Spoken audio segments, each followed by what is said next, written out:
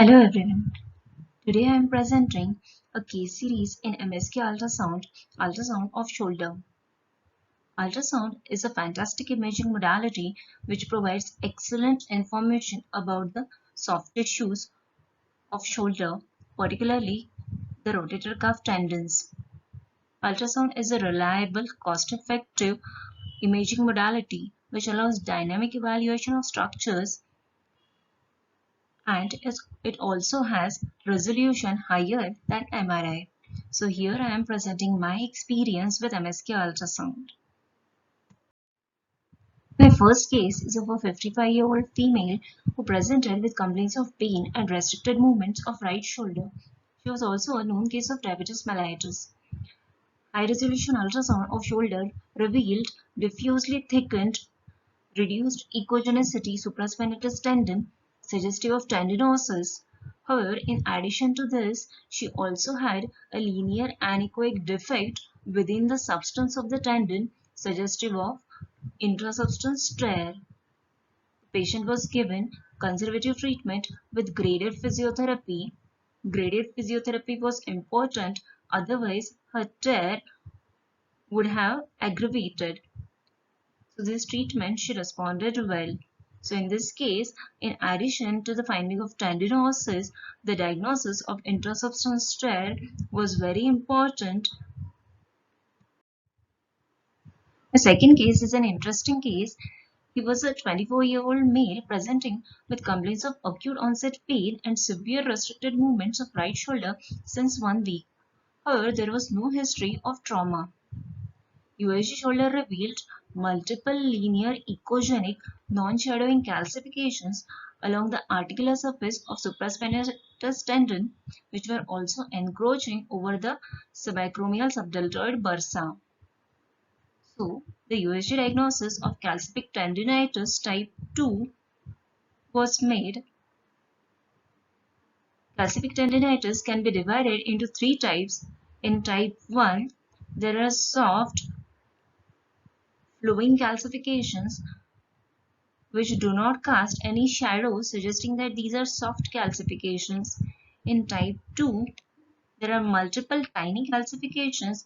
Again, there is no posterior acoustic shadowing, suggesting that these calcifications are still in the evolving stage. And type 3 are the calcifications which are fully formed chunky calcifications with dense posterior acoustic shadowing.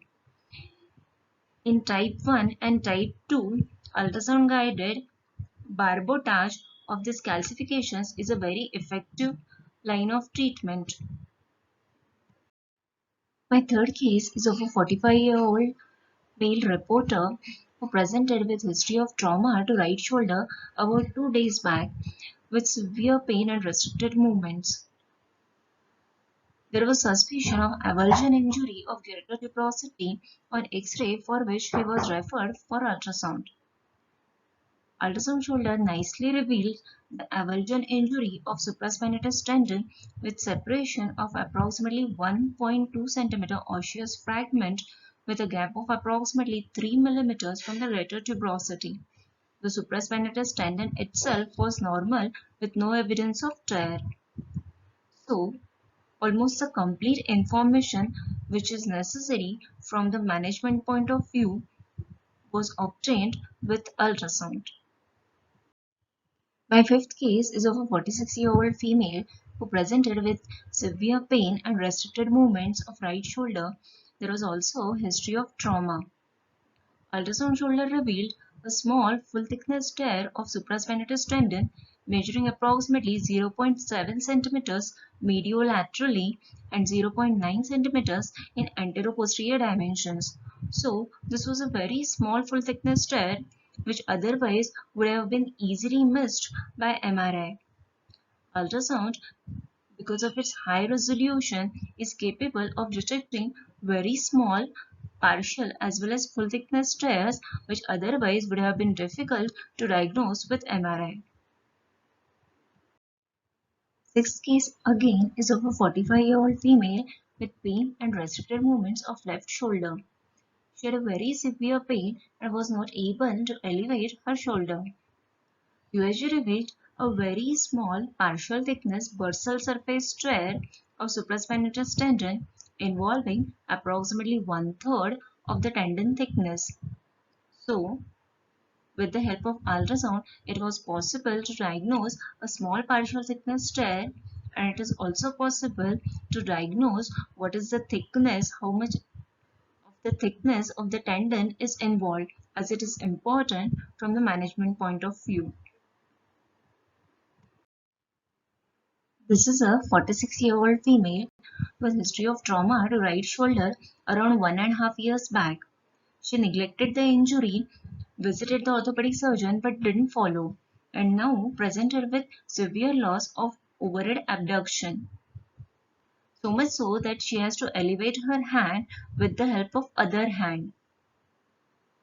USG shoulder revealed a very large full thickness supraspinatus tendon tear approximately 3 centimeters in the mediolateral dimensions with a big bare area over the greater tuberosity.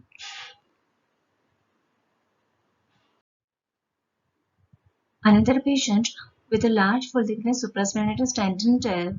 Since it's a recent tear, there was a recent history of fall. The fluid is seen filling the gap between the torn ends of the tendon. There is significant tendon retraction. Ultrasound is the only imaging modality which allows dynamic evaluation of soft tissue MSK pathologies. Here is a case of a 55-year-old male with painful arc.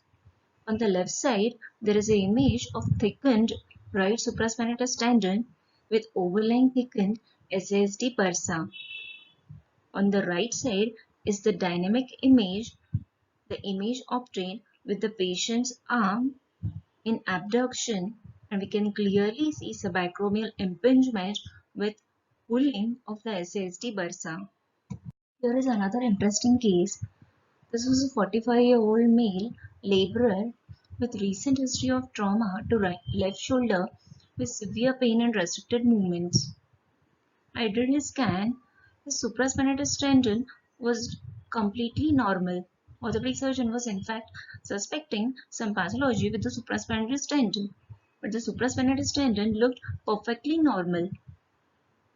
However, the problem was with subscapularis tendon.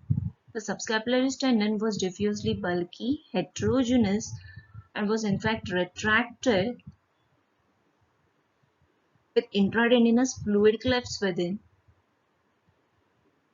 Scanning further, there was empty bicipital groove. Generally, there is biceps tendon located within the bicipital groove, but now in this case, bicipital groove was empty and there was subluxation of the biceps tendon. This was suggestive of high-grade subscapularis tendon injury with resultant subluxation of biceps tendon. This is a very nice article from British Journal of Sports Medicine published in 2015. This is done by Roy J.S. and his colleagues.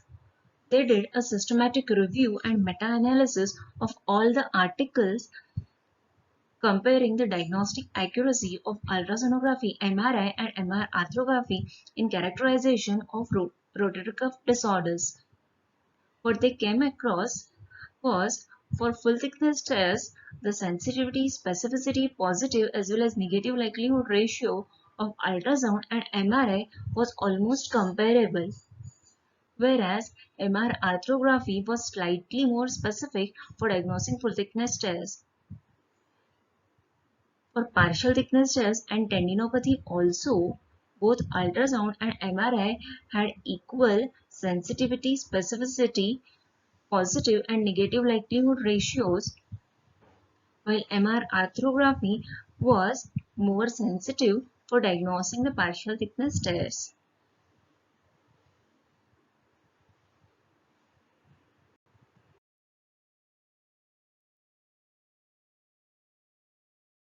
Another interesting article published in European Journal of Radiology in 2012. They did a consensus paper. They wrote a consensus paper on clinical indications of musculoskeletal ultrasound.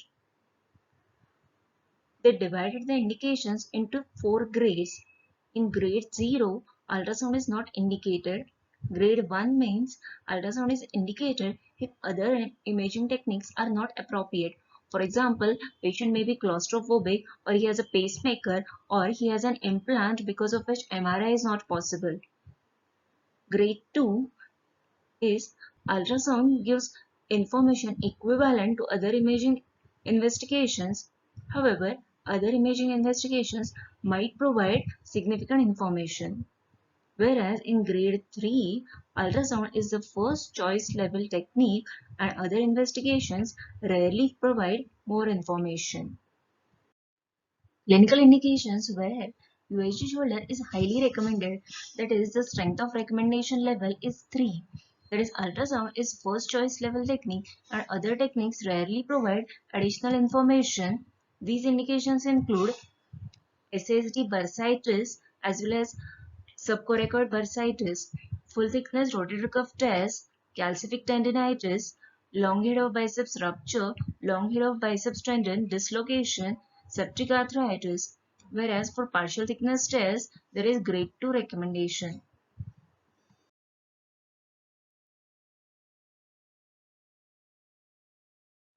Some pitfalls of ultrasound shoulder include limited visualization of labrum. There is reduced resolution in overweight and muscular patients, and its high operator dependence.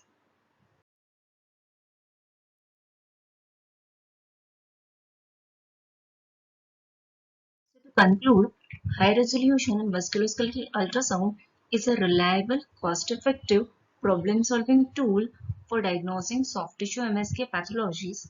It has higher resolution than MRI. To be specific, 150 microns versus 460 microns at 1.5 Tesla and 200 to 300 microns at 3 Tesla. It is the only imaging modality which allows real-time dynamic evaluation of soft tissues. It allows vascularity assessment without need for IV contrast, allows simultaneous comparison with the opposite side without any additional cost. It's a very patient-friendly imaging modality and it has got no contraindications, can be safely done in claustrophobics, pediatric patients without need for sedation, and in patients with metallic hardware.